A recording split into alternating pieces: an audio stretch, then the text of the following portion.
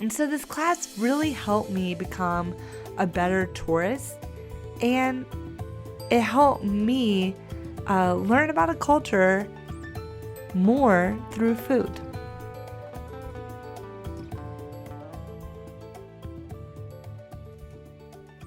Welcome to Experiences You Should Have, your how-to guide for amazing experiences. I'm Gail, and today we are going to be diving into a specific experience that can be replicated, and that would be going to a cooking school in Chiang Mai, Thailand. And normally I interview people from around the world about specific experiences that can be replicated. However, today I will be sharing my own experience. Throughout the month of January, I got to travel with my husband and my 4-year-old daughter, and we traveled all around Singapore, a little bit of Malaysia, and Thailand. And we went to Koh Lipe, a little island in the Andaman Sea. And please listen to the last episode if you're interested in going to Koh Lipe. But the next city that we hit up in Thailand was Chiang Mai. Now, Chiang Mai is the second largest city in Thailand and is located in northern Thailand. So there are no beaches around. And I really want to take a cooking class in Chiang Mai. The Lonely Planet highly suggests it. And I love cooking. Well, I love cooking when I have time to cook. And I am one of those weird people that love to read cookbooks. I know. But truly homemade Thai cooking has always intimidated me. So I thought a Thai cooking class in Thailand would be a great way to be introduced to homemade curry paste, sticky rice, and more. And I just wanted to make a quick note on my voice. I am getting over a cold, so this is not your normal Gail voice that you may always hear, but just stay with me because I'm going to tell you who you should book with and what the day was like and what to expect out of a cooking class in Chiang Mai.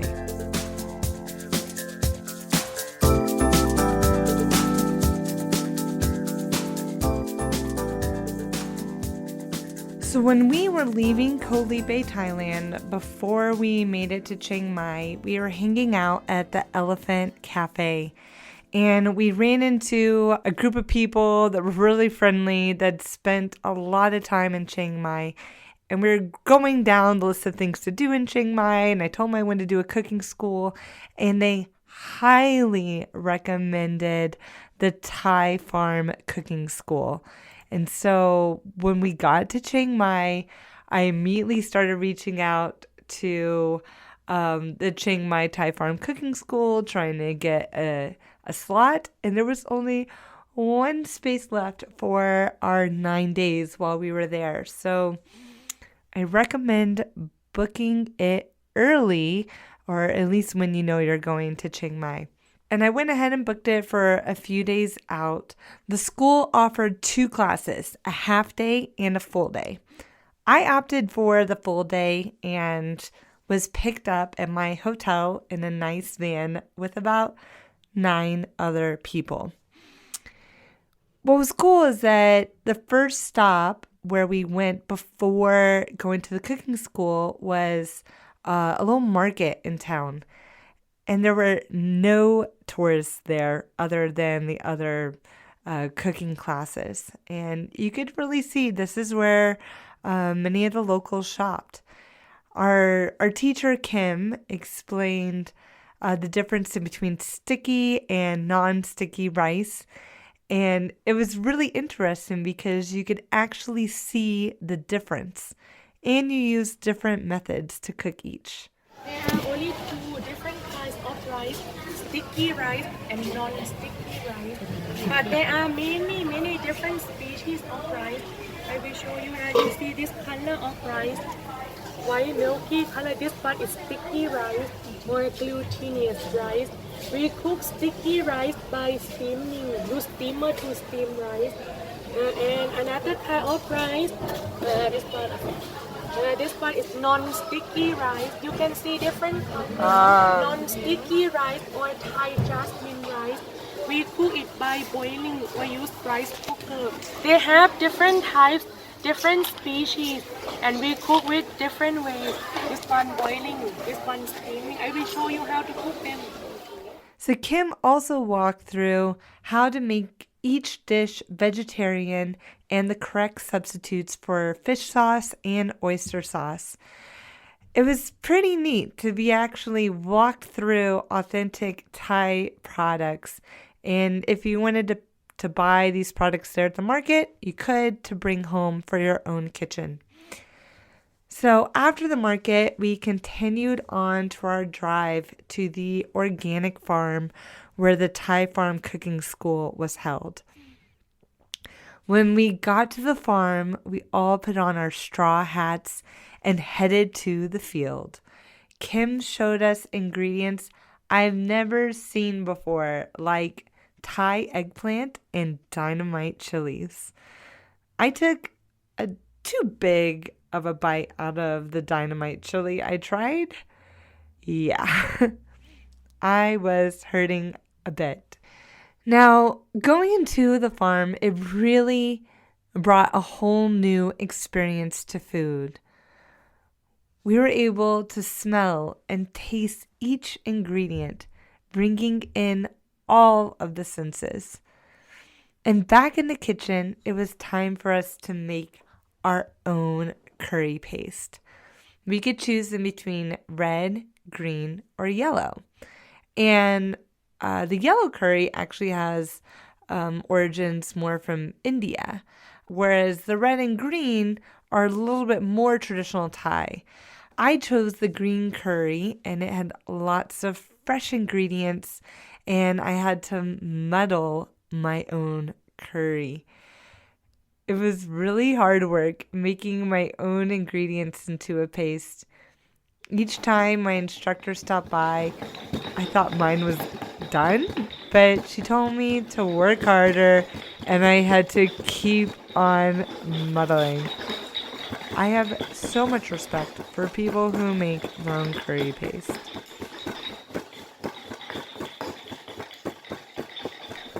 And at the school, we also got to choose a soup to make. I chose a tom kha soup, a coconut milk-based Thai soup. And I swear, it was the best soup I've ever had in my entire life. I could taste each ingredient, and the flavors danced on my tongue. I mean, really, everything I ate at this cooking school was my best meal in Thailand. But that soup was so good. It was so good. I swear that alone is worth taking this cooking class, is to make that soup and sit at the table and eat it. I swear. Ah, amazing. This is so good.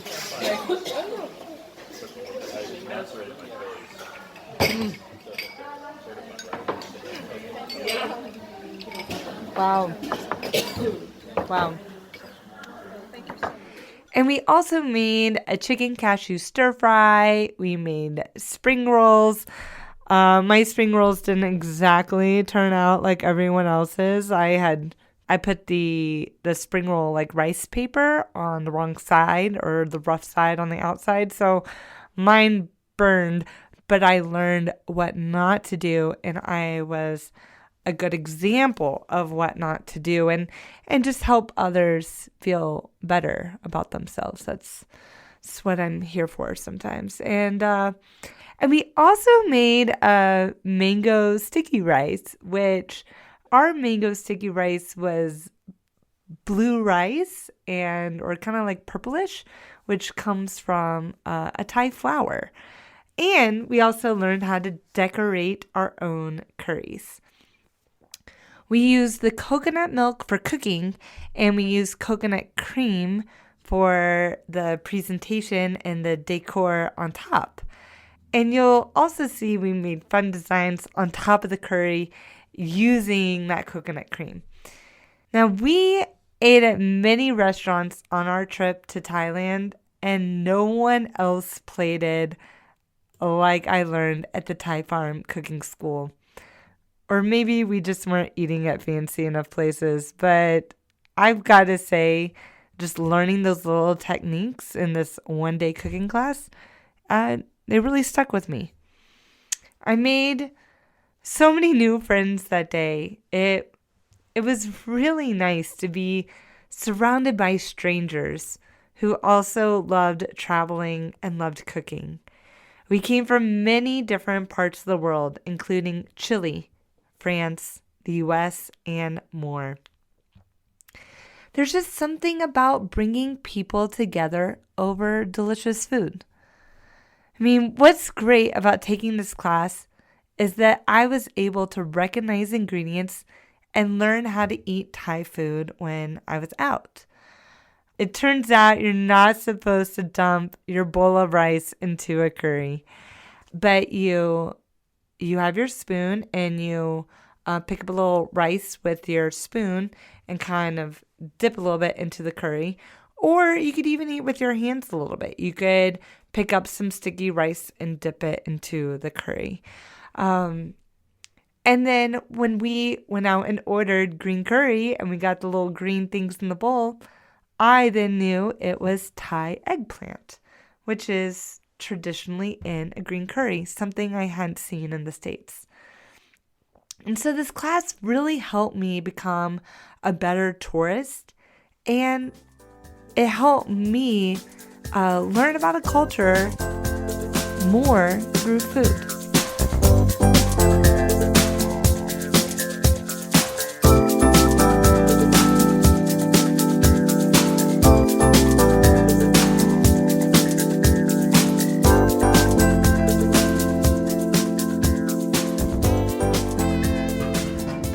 It is time to get into logistics. So, how do you get to Chiang Mai? Well, Chiang Mai is the second largest city in Thailand, so there is a large airport there. And once you make it to various regions in Asia or Singapore, Bangkok, anywhere around there, once you make it to that area, you can get cheap flights everywhere, many times for only $40 a person. If you're flying into Bangkok, you can also take an overnight train to Chiang Mai, and you could get a sleeper car for about $20 a person if you do second class, which really was actually really nice. And much cheaper than Amtrak here in the States. So fairly easy to get to Chiang Mai once you get over to that region. And there's also nonstop flights to Singapore from San Francisco. So if you're in the California region, get a flight to Singapore and then get your ticket to Chiang Mai. And when staying in Chiang Mai, there's many different places you can stay. We stayed in the old city, and it felt like the hub of Chiang Mai. We're traveling together, my husband, my daughter, and I. So we opted for hotels, and I found really good deals using Agoda. And we stayed in a 3-star hotel called The Charm, and it was about $50 a night. And it also included breakfast. Now, once you're in Chiang Mai or before you're in Chiang Mai, you're going to want to book your cooking class. So there's many you can choose from, but I loved my experience at the Thai Farm Cooking School. And you can book it by going to thaifarmcooking.com.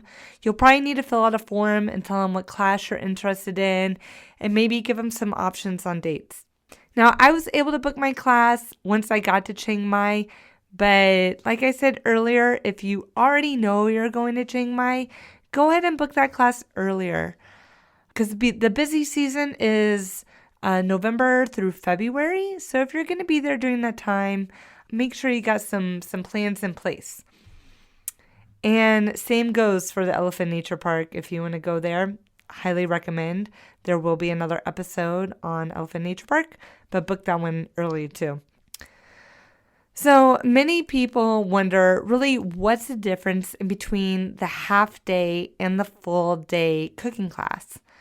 Well, both classes go to the market. They both experience the farm, but the half day doesn't make the cashew chicken stir fry. And the half day class just has less downtime to get to know the other classmates. And I've got to say, just getting to form that new bond was absolutely worth the full day right there. So let's talk costs. If you've been listening to this podcast, you know we always talk about costs in the logistics part of the podcast. So the full day cooking class costs about 1,500 baht, which is about $45 US. It's really not bad for a full day cooking class with only 9 or 10 other people. We got to eat all the food that we made, learn about ingredients, take our time, and have just a 5-star instructor. It was amazing. So there are a few requirements for the class, and one, you need to be able to understand English. All the classes offered through the Thai Farm Cooking School are taught in English. If you don't understand English very well, then you may have trouble just listening to this podcast. Or you can also look into other cooking classes in Thailand or even get a private instructor who knows your language. Or you could even bring along a partner or a friend as your interpreter. And also, you must be at least 12 years old. So if you're going with your children who are 12 and up, feel free to bring them and enroll them in the class. Now, let's say you want to bring your hubby or your friend, your partner, whoever, to the cooking class, and maybe they didn't want to cook, but they just wanted to eat. They do offer for you to be able to do that. And I believe it's around 600 baht, which is about $18, for them to just come and eat an extra portion of everything you make. So what if you're vegan, vegetarian, or have other allergies? Can you take this cooking class? Yes, you can. You can substitute vegan and vegetarian ingredients to make the dish to your dietary preferences. If you're allergic to different ingredients, you can read over them. If you don't like something or you're allergic to shellfish or whatever it may be, it's your dish you're getting to cook. You will make it work. So if you've got some type of allergy or dietary restriction, you can 100% take the class. You just take out what you don't want to cook with. So many people wonder which curry is the spiciest or least spicy, red, green, or yellow. And the answer is, it is your choice. You choose the amount of dynamite chilies you want to add to your curry paste to make it as spicy or not as you want. And same goes along with the rest of the food that you make there. So it is 100% up to you. You don't even have to use any dynamite chilies. However, you should have a little bit of heat in there. So if you are ready to give your tongue a true Thailand adventure, then do not pass up the time to go take a cooking class in Chiang Mai. I promise you won't regret it. And the taste that you taste in that class will linger with you forever. So now that you've left the class, where should you find delicious food in Chiang Mai? Well, I had 3 places that really stuck out to me on our trip.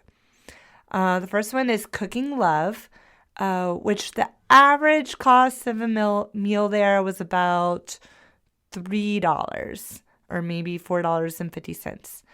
Another one was Cat's Kitchen, and the average cost of a meal there was about $1.50 to $2. And the third one was Dash. And Dash was a little bit more expensive. It was more like $6 to $10 for the actual food portion of the meal. Now, if you hit up Cooking Love, there is this mango curry, and oh my gosh, it is so good. I promise you will not be disappointed. So check out Cooking Love, Cat's Kitchen, and Dash. Those were my favorite places to eat in Chiang Mai. But actually, my favorite place to eat in Chiang Mai was my cooking class. Oh my gosh.